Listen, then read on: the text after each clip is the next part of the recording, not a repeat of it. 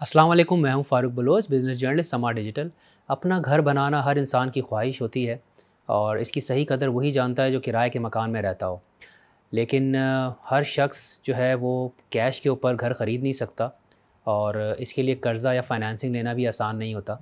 यही वजह है कि जब मौजूदा हुकूमत ने पिछले साल अपना घर सस्ता कर्ज़ा स्कीम मुतारिफ़ कराई थी, तो इस हवाले से आवाम में बहुत ज़्यादा दिलचस्पी देखने में आई और इनफैक्ट मुझे मेरे दोस्तों ने, रिश्तेदारों ने, ऑफ़िस के लोगों ने दर्जनों के हिसाब से सवाल पूछे और जो हमने इस पे वीडियोज़ भी की थी, तकरीबन 2 वीडियोज़ की थी, इस पे 13 लाख से ज़्यादा व्यूज़ आए और सैकड़ों की तादाद में कमेंट्स आए और लोगों ने इसके बारे में हमसे पूछा।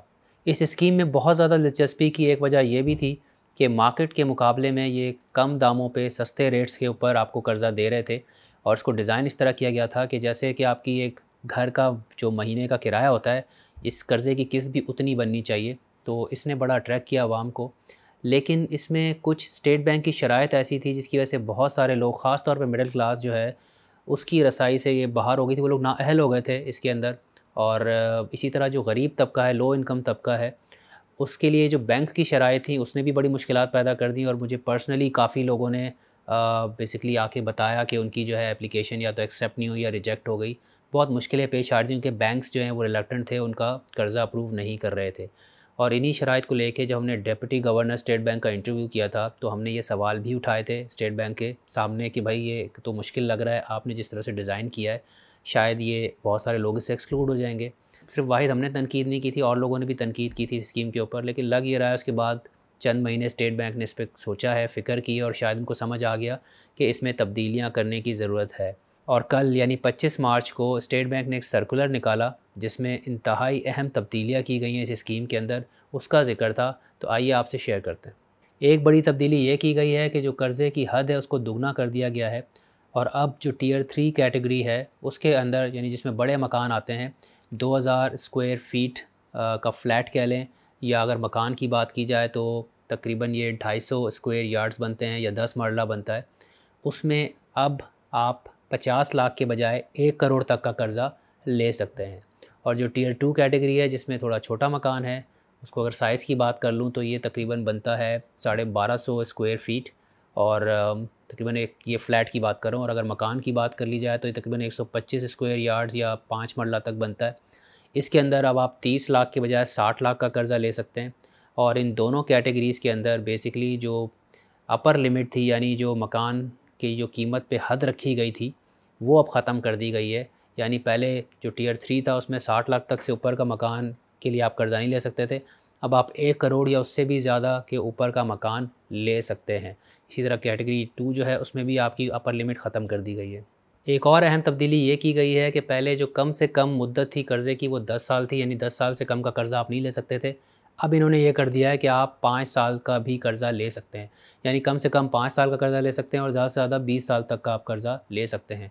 और इसके साथ ही एक और अहम तब्दीली ये की गई है कि पहले ये कंडीशन थी कि जो घर ख़रीदने आप जाएँगे, वो पिछले 1 साल में बना हो, यानी इस 1 साल से ज़्यादा पुराना ना हो। ये कंडीशन उन्होंने 2023 तक के लिए ख़त्म कर दी है। इसका मतलब आप 1 साल से पुराना घर भी ले सकते हैं। और जो उन्होंने फ़र्स्ट ट्रांसफ़र के ऊपर पाबंदी लगाई हुई थी वो भी ख़त्म कर दी है। और अब इन तब्दीलियों की वजह से जो मिडिल क्लास इनकम वाले लोग थे, जो शिकायत कर रहे थे कि यार 60 लाख में कौन सा घर मिलता है बड़े शहर में, कराची, लाहौर वगैरह में, तो मेरे ख़्याल में अब उसको इन्होंने काफ़ी हद तक एड्रेस कर दिया। बहरहाल अब मिडिल क्लास काफ़ी हद तक इंक्लूड हो गई है।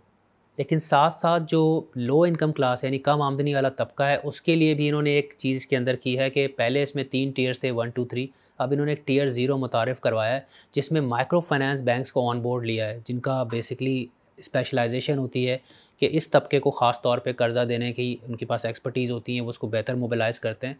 तो इन्हें लग ये रहा है कि इन्होंने उसको टारगेट करने की कोशिश की, क्योंकि बहुत जो निचला तबका उसको प्रॉब्लम्स आ रही थी, कन्वेंशनल बैंक से कर्ज़ा उनका अप्रूव नहीं हो रहा था, रिक्वेस्ट नहीं जा रही थी, तो शायद उसी का रिस्पॉन्स हो सकता है ये। लेकिन इसमें जो कर्ज़े की हद रखी गई है वो 20 लाख रुपए रखी गई है, 20 लाख से ज़्यादा आप कर्ज़ा नहीं ले सकते। और साथ ही इसके अंदर जो प्राइस है उस पे इन्होंने कोई कैप नहीं लगाया कि मकान की कीमत कुछ भी हो सकती है, उस पे कोई कैप नहीं है। एक और अहम तब्दीली इन्होंने की है टियर 1 कैटेगरी में। टियर 1 कैटेगरी वही कैटेगरी है जिसमें नया पाकिस्तान हाउसिंग डेवलपमेंट अथॉरिटी से मंजूर शुदा प्रोजेक्ट्स आते हैं और इसमें बेसिकली मकान पर कैप लगा है कीमत पे 35 लाख का, और जो उसका कर्ज़े की हद है 27 लाख है। ये पहले भी ऐसा ही था। जो तब्दीली की है वो ये है कि जो इसका मार्कअप या इंटरेस्ट रेट पहले 5 साल में वो 5% से कम करके 3% कर दिया है, और उसके बाद वाले 5 साल में 7% से कम करके 5% कर दिया है। इसका बराह रास्त असर ये होगा कि जो आपकी मंथली किस्त होगी वो और भी कम हो जाएगी, और ऑब्वियसली इन चेंजेस की वजह से जो हुकूमत ने सब्सिडी दी थी 33 अरब की, उसको बढ़ा के अब 36 अरब रुपए कर दिया। आज की वीडियो का मकसद सिर्फ जो स्टेट बैंक ने अपनी स्कीम में तब्दीलियाँ की हैं, चेंजेस किए, उनके बारे में आपको बताना था। मैं तफसील में नहीं जा रहा, लेकिन मैं बहुत स्ट्रांगली रेकमेंड करूँगा कि जो हमने पास में इस पे वीडियोस की, ख़ास तौर पे जो डिप्टी गवर्नर का इंटरव्यू किया था स्टेट बैंक के, वो आप जाके ज़रूर देखें। बहुत तफसीली इंटरव्यू था, उसमें पूरी स्कीम आपको समझ में आ जाएगी। ये है कि हमने सारे सवाल उनके सामने रखे थे। ऑब्वियसली कुछ चीज़ें इर्रेलेवेंट हो जाएंगी क्योंकि उन्होंने अब चेंजेस कर दी और हमारे कुछ सवाल इन्हीं हवाले से थे, तो वो चीज़ें अब चेंज हो चुकी हैं। लेकिन अगर आपको पूरी स्कीम समझनी है कि स्कीम कैसे काम करती है, इसकी एलिजिबिलिटी क्या थी और तब्दीलियों के अलावा बाकी शराइत क्या थी, जैसे कि आप फ़र्स्ट टाइम ओनर होने चाहिए मकान के, इस तरह की बहुत सारी चीज़ें थी, तो वो हमने पिछली वीडियोस में कवर कर ली हैं। आप उसको ज़रूर देखिएगा, उसका लिंक आपसे डिस्क्रिप्शन में शेयर कर लेंगे। आपसे जल्द दोबारा मुलाकात होगी। अल्लाह हाफ़िज़।